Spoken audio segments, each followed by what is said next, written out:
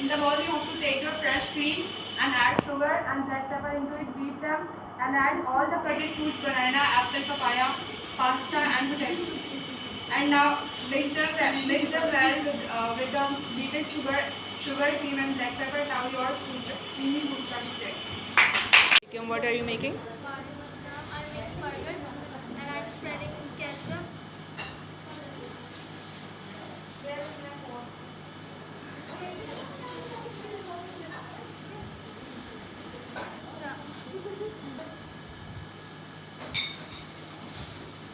And spread it properly.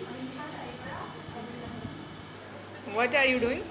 I'm making fresh. I'm making fresh fruit salad. I'm spreading the fresh cream on it. Oh, and what are you doing? I'm spreading chicken on platter. What are you making? What's your dish? I'm making barbecue rolls. What are you doing? I'm using yogurt and combine the sugar.